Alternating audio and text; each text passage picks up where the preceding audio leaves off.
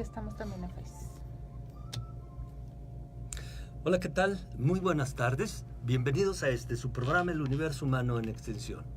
Les saluda su amigo Ernesto Duque Padilla y como siempre conmigo en el micrófono Zaida Morlet Villa. Muy buenas tardes, Zaida. Buenas tardes, maestro, y buenas tardes a todo el auditorio que como cada viernes nos sintoniza por el 104.1 de Radio Universidad. De 2 a 3 de la tarde, escúchenos todos los viernes y como ustedes saben, en este espacio comentamos temas de interés y de actualidad en la cultura.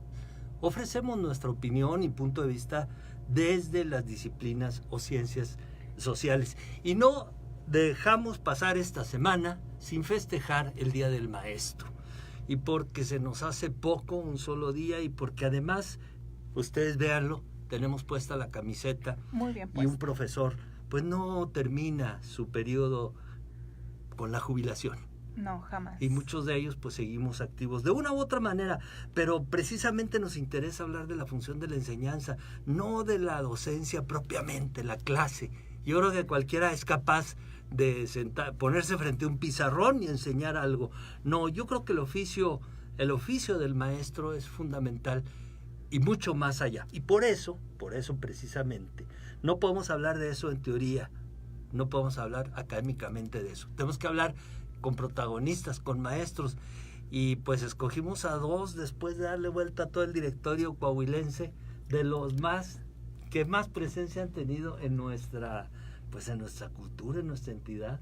Maestros, muy bienvenidos. Igualmente. Muchas gracias. Está con nosotros Doralicia Valero Gómez y el maestro Everardo Martínez Pineda. Fíjense nada más. Qué lujo, pues esta es su casa, maestros, bienvenidos. Que celebremos juntos este día después de una trayectoria de tantos años, insisto, en que ustedes han formado generaciones completas de alumnos, de jóvenes. Y me gustaría empezar por eso antes de entrarle a las ideas sobre cómo ha sido esa trayectoria, no sin antes invitar a nuestro auditorio para que se comuniquen y participen con nosotros. En definitiva, que la labor docente pues no se limita al aula, es una cuestión también en todos los ámbitos sociales de la vida, ¿verdad? Pero comuníquese con nosotros, directo a cabina es el 482-6995. Recuerde que estamos en Facebook, en YouTube, en Twitter, también gracias por sus correos. Estamos en el streaming de radio, transmitiendo en vivo a través de www.wadec.mx/radio a todo el planeta. Y sobre todo los invitamos a visitar ernestoduque.com. Ahí encontrará este y todos nuestros programas anteriores. Saludamos también a toda la gente que ya se está uniendo a la transmisión en vivo de Facebook Live. Sí, a todo el planeta y sus alrededores, hay que decirlo. Entonces, bueno, ¿quién empieza? La pregunta es, maestra Doralicia, platíquenos, estos años de su trayectoria, sé que estuvo en el Ateneo porque coincidimos, fuimos compañeros maestros, pero no es solamente ahí, ¿verdad? Han sido, ¿cuántos años? Yo trabajé afortunadamente porque creo que han sido mi mejor premio, mis estudiantes, en escuelas primarias, en el medio rural, caminando a veces 6 kilómetros los lunes y los viernes para llegar a mi comunidad, aún embarazada, y fue maravilloso, fue mucho lo que aprendí, y ahí trabajé 15 años con mucha alegría, con muchas experiencias muy positivas. Y luego ya después entré a trabajar a la Universidad Autónoma de Coahuila, la Escuela de Bachilleres Ateneo Fuente, en donde trabajé 27 años. Y luego me fui a la Administración Central a hacer evaluaciones de planes de estudios y a revisar proyectos, a realizar proyectos, y hasta que me jubilé después de un total de 53 años. 53 años de servicio. Y esa es la carrera del profesor. No concibo yo al profesor que directamente pasa a la administración de la educación sin haber pasado por las aulas. Y creo que este es un buen ejemplo, ¿no? Haber empezado precisamente en el campo y luego pues 53 años quiere decir que hay una vocación de por medio. Y maestro Everardo. Es muy fácil decir 62 años de servicio. Eso frente a grupo, digo, activo, Todavía pero yo tengo sé que sigue experiencias frente a trabajando. grupo, Ajá, porque yo inicié a los 18 años, 18 años, mire nada más. ahora tengo 80,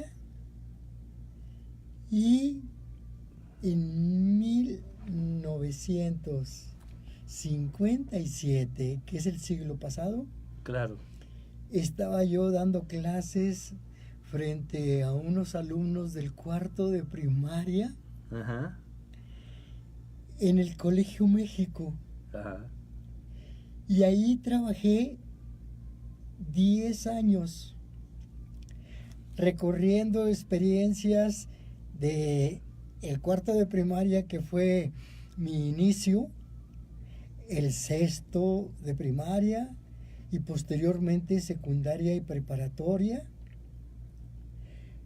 Me lograron dar las oportunidades de mi vida siendo director del Colegio México, ajá, puesto que en aquel entonces no era permitido que fueran directores personas vinculadas con la iglesia, puesto que había una separación sí. entre iglesia y Y Estado, Estado, ajá. que se mantuvo pues Cientos, bueno, Sí, un muchos siglo. años. mucho, más de un siglo. Más de un siglo, sí, exacto. Y entonces a mí me tocó incorporar la preparatoria del Colegio México a la universidad. Ajá, mire. Estuvo con la Secretaría de Educación Pública incorporada y luego el cambio se hizo a la universidad, donde actualmente sigue Sí, permanece incorporada, sí. Ya transcurrió de eso mucho tiempo, pero realmente lo que fue mi aprendizaje a los 18 años fue que la docencia, como lo dijiste tú al principio, no es solo transmitir conocimientos, sino transmitir vida, transmitir aprendizajes de vida. Sí, esa pasión Bueno, pero por es el que lo conocimiento, dijo por la emoción. Pitágoras de Samos, lo dijo 600 años antes de Cristo. Dijo, educar no es dar carrera para la vida, es templar el alma para las adversidades de la vida. Y lo viene a decir el maestro Gerardo, efectivamente. Yo me he encontrado alumnos de aquella época, por supuesto, si tenían 10 años cuando estaban en cuarto de primaria, y yo tengo 62, pues estos exalumnos ahora tienen 72. Claro, claro. Y si tuve alumnos de sexto año, de 12 o 13 años, pues tengo exalumnos que a ellos no les di los primeros años de esos 18 que yo tenía entonces, sino ya 20 y tantos, y resulta igual. Son personas con más de 70 años. Sí, Cuando también ya son adultos. Cumplí los 80, el año pasado, 2018, me hicieron una trampa mis exalumnos, que yo caí en ella. Y yo fui víctima, creo que también. Yo fui víctima de esa trampa tan hermosa. Ajá. Profe, ¿se acuerda de cuando nos llevaba a día de campo los sábados, los domingos, los días de vacaciones, el día del niño, cualquier festividad en la que teníamos libre, y nos íbamos a Puente Moreno, y nos íbamos a Anhelo, y nos íbamos a muchas partes, inclusive viajábamos en tren? Nosotros ahora lo hemos organizado un día de campo completo.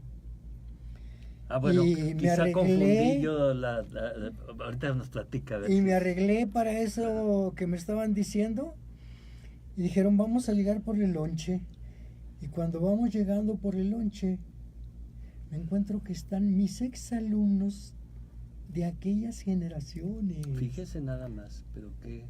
Era una Era reunión fiesta sorpresa. por los Ay, qué 80 años. Bueno, yo confundí una trampa con otra, después la platico. Pero miren nada más qué bonita sorpresa, pero eso es lo que El día de campo fue realmente... ahí. Bueno, y es lo que, como se siente el maestro correspondido, yo creo que no hay otra paga. Por más buen sueldo que nunca va a ser suficiente que se llegue a tener por el trabajo. La remuneración efectiva que recibe el profesor es esa. A veces un solo alumno que te digo, oiga, usted fue mi mejor profesor, justifica 30, 40 años de servicio. Así es que qué maravilla, qué bonita experiencia.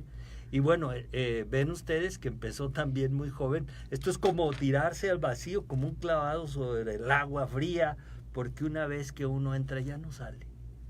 Y con esto me refiero a que el profesor Everardo, también maestro del Ateneo, director de esa gloriosa institución, etcétera, ahorita nos dirá qué más experiencias, ha apoyado de manera personal, y si quiere más adelante lo platicamos, a muchos jóvenes, y eso es educación. Sí, también definitivamente es una vocación, esa voz que cada día nos levanta, que nos llama, que está ahí, pues me imagino que desde la primera vez que le escucharon hasta el último aliento que cada profesor tiene, esa es realmente la vocación. Y justo me comentaba la profesora Doralicia Valero, una experiencia muy bonita, realmente de cómo se formó como docente. Por favor, maestra, platíquenos ese proyecto en el que, Claro que sí, con el que mucho comenzó su carrera. Claro que sí. Debo de decir que yo no tuve recursos, no tenía recursos en casa para estudiar. Entonces, lo que hice, porque se podía en aquella época, fue irme a trabajar a un colegio a Ciudad Acuña. Me pagaban 100 pesos por mes, pero me daban la asistencia. Yo vivía con ellos, o sea, ahí con ellas. No me faltaba nada de lo que le falta a quien está viviendo esa época, y pues además ganaba mis 100 pesitos. Tenía resuelta pues el techo todo, y la alimentación. Su sustento, todo. Todo. Y Ajá. cuidado. Entonces, me enteré por parte de una cuñada de uno de los primos hermanos de mi madre, exalumno del Ateneo, por cierto, brillantísimo, Pablo Gómez Salinas, médico. Y me enteré por su cuñada que López Mateos, a quien yo conocí personalmente en Acuña, había instituido un lugar en donde los docentes que no nos habíamos titulado por alguna circunstancia pudiéramos tener el título. Y le dio orden a Jaime Torres Bodet, que era su secretario de Educación. ¿no? Y se creó entonces lo que se llamó el Instituto Federal de Capacitación del Magisterio, Ajá. a nivel nacional. Sí. Aquí en Coahuila, pues tuvimos oportunidad de inscribirnos, Everardo y yo, porque estábamos en la misma circunstancia. Ustedes, hago un paréntesis, entonces se conocen desde muy jóvenes, han Sí. estado juntos una vida. Así es. Mira. Ahí nos conocimos, Sí, Ajá. claro. precisamente. Y ahí en una de las ventanas de la Normal nos Ajá. hicimos novios. Mire. Es que aparte así era antes, era el punto cultural, ¿verdad? Así Así se es. cortejaba En la un señorita hermoso- con la no, ventana, ¿verdad? Un hermoso edificio. Sí, ¿no? precioso. Que- Yo lleno de ventanas. Lleno de ventanas. Yo Sí. les digo que el día que la vayan a cambiar me avisen. Ajá. Yo quiero conservar esa ventana. Ah, mira. Por dos razones. Porque ahí aprendí a ser profesora. Sí, claro. Y ahí también conocí a mi marido y somos muy felices después de 52 años de casados y 58 de conocernos.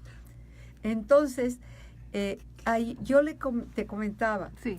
que llegaba el inicio de clases en agosto, porque nosotros iniciábamos y trabajábamos todo julio y todo agosto, Ujú. y nos entregaban una veintena de libros de las materias que íbamos a llevar ese año. Y ahí aprendimos a ser autodidactas. Y ahí nos dimos cuenta, o me di yo por lo menos cuenta, creo que marido también, de la importancia de lograr que los estudiantes fueran autodidactas. Claro. Y sean autodidactas. Claro, claro. Nos estudiábamos por nuestra cuenta. Ajá. Y cuando regresábamos, nos reuníamos los fines de semana en la cabecera del municipio, todos los que estábamos ahí estudiando en capacitación, y aclarábamos dudas. Los textos eran de tanta actualidad entonces, copiados de la educación francesa, que traía la evaluación después de cada lección. Autoevaluación que nos hacíamos. Pero al regresar a Saltillo, julio, agosto, Semana Santa, las 2 semanas. Y Navidad. Y las 2 semanas de Navidad. Cosa increíble de vacaciones. No había vacaciones. Que no Venían vacaciones. maestros de México, Ajá. que eran nuestros instructores, aclaraban dudas, nos daban clases. Teníamos algunos de aquí, entre ellos quiero recordar de manera muy especial y con mucho agradecimiento a Eliseo Loera Salazar. Claro. Y entonces, así fue como nosotros nos fuimos formando. Bueno, mira nada más que ejemplo, y hace 50 años, un modelo educativo, pero de vigencia absoluta, ¿no? Porque a final de cuentas, el hombre tiene que estar preparado para la vida, el ser humano, porque no vas a tener al maestro y al guía, no vas a tener el manual, el instructivo de comportamiento, de conducta. Entonces tienes que desarrollar esa capacidad. Y ahora se llama saber ser, saber hacer. Sí, habilidades para la vida, habilidades para el trabajo, competencias competencias comunicativas, etcétera. Pero además hay que recalcar otra cosa, que en ese entonces, bueno, había, porque uno, por ejemplo, ahora dice, bueno, hay sorteo de plazas y le toca en tal lugar. Bueno, ahorita tenemos internet, tenemos carreteras, tenemos vehículos, hay ruta para todos lados.